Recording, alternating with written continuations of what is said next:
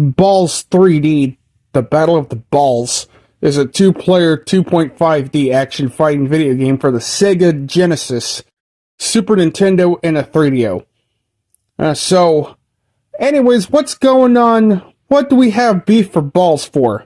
Well, the games look fucking weird. The game is fucking weird, and I don't know what to say about this because I never seen the Ballz game before.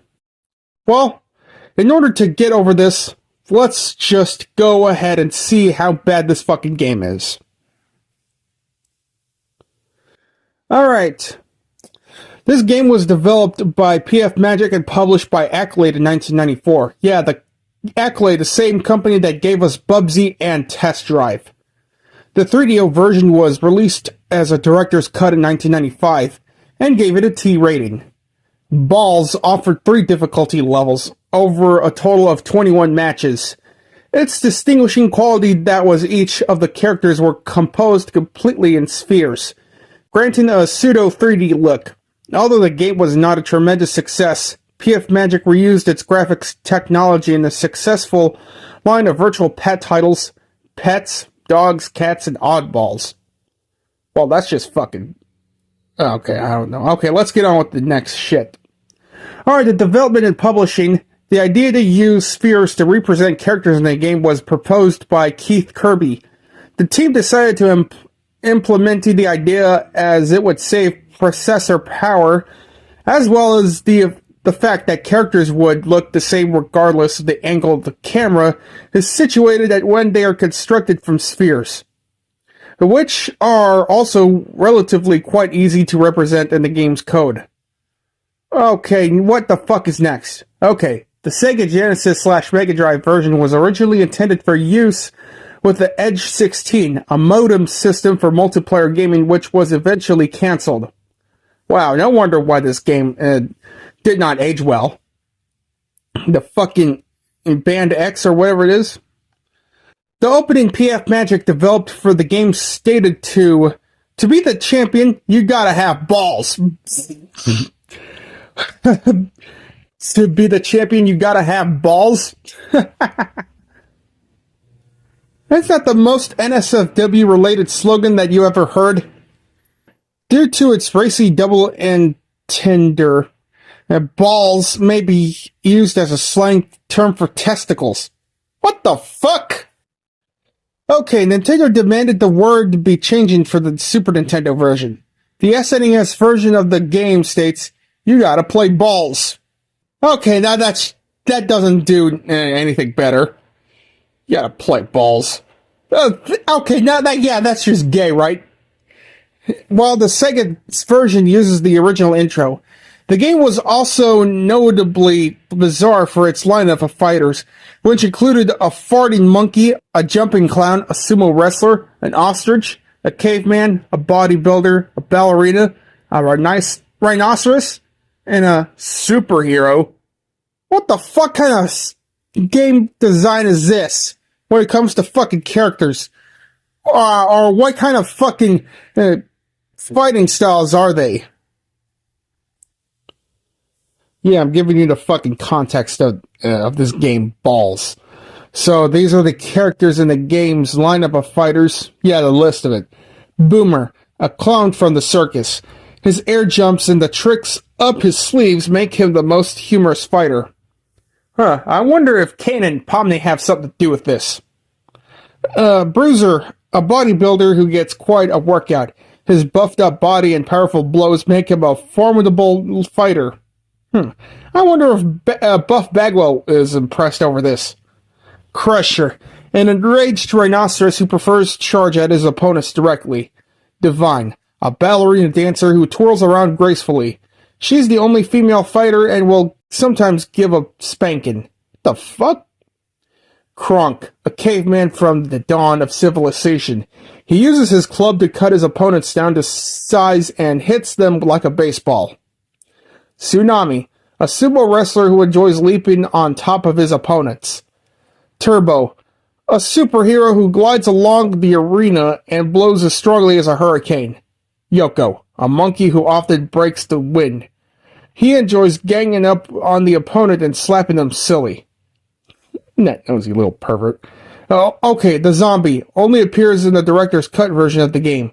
He stalks and slashes at his enemies. Okay, the bosses are... These are the bosses who appeared on one-player mode. Each boss defeated earns a different colored belt, and these change the fighter's coloring scheme. Guggler, the first boss in the game. It is an ostrich who pecks at her opponents and tosses them around with her beak. Her jump and kick ability also makes her a boss to be reckoned with. Defeating her wins the red belt. Bounder, the second boss of the game. It is a kangaroo who wears boxing gloves and uses punches and kicks. He often jumps around and balances on his tail while using his legs to fling opponents across the arena. Defeating him wins the green belt. T-Rex. Yeah, T-W-R-E-C-K-S. Shit. The third boss in the game. He is a gigantic dinosaur who relies on an aggressive temperament as an attack. He will grab opponents in his jaws and creates devastating ground shockwaves with the powerful tail. Defeating him wins the blue belt. Lamprey.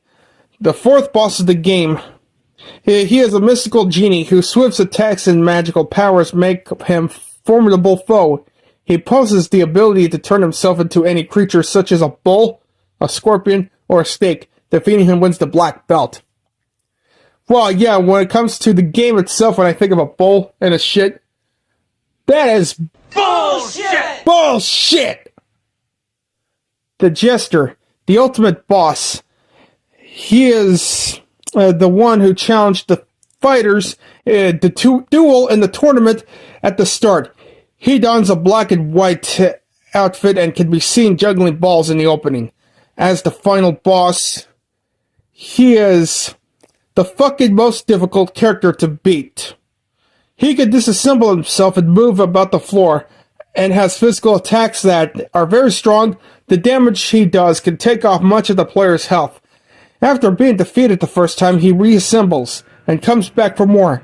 When the Jester finally falls, he grants the fighters' wish to play as the bosses. Okay, well, I gotta say about the fucking designs for the characters, especially the bosses. But first, let's take a fucking look at the reception shit.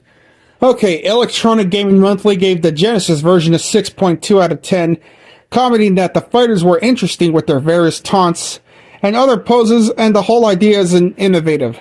But in the end, it's just never really came together for me.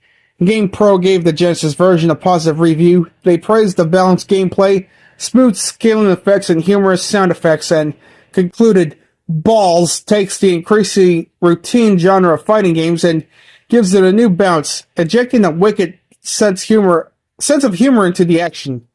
They were less enthusiastic about the Super Nintendo version, saying that the graphics are better than the Genesis version, but the irritated new soundtrack, overcomplicated control configuration, and especially the frequent slowdown to combine to make the game much less enjoyable. Alright, Electronic Gaming Monthly had mixed reactions to the Super Nintendo format. Two of them praised its original design and good graphics, and the other two praised the humorous sounds, but all but one felt the game was not enjoyable as other fighting games, with the biggest problem being the fighters' limited set of moves. They gave it a 6.5 out of 10. GamePro gave the 3DO version a highly positive review, applauding the additions and improvements such as enhanced graphics, increased play speed, rendered backgrounds, new character-specific theme tracks, and the arena rotation, as well as the humor and non-conformist attitude of the game itself.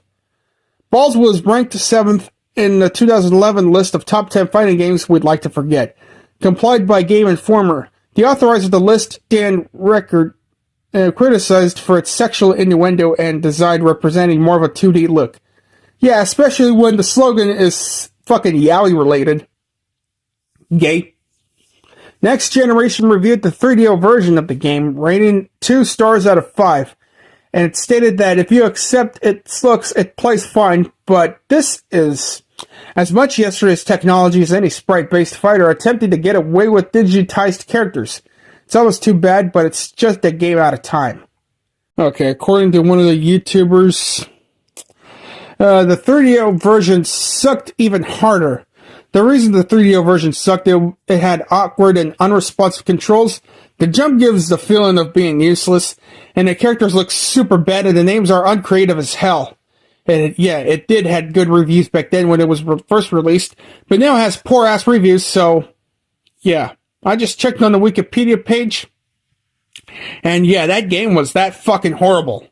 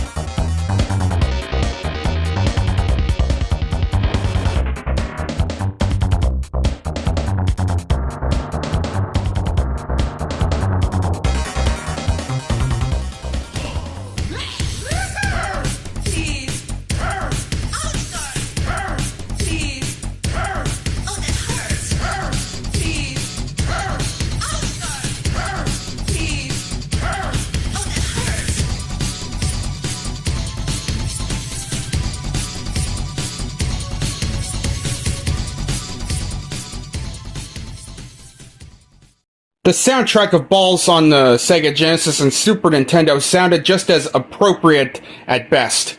And the 3DO version sounded a little bit zesty, but it just gets the job done.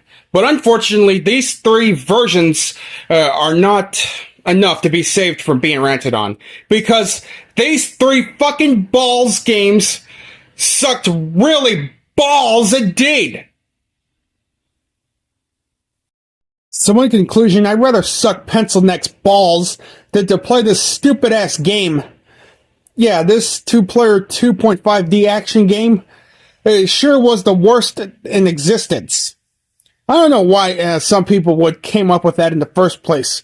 If I ever see any of the gaming developments, that had anything to do with this, I would kick them right in the balls indeed. Not really, I'm just frustrated as fuck. Oh, and I forgot to mention that if you lose the game, like the 2 rounds at least, you will be forced to continue. But if you ran out of continues, it's game over for your ass.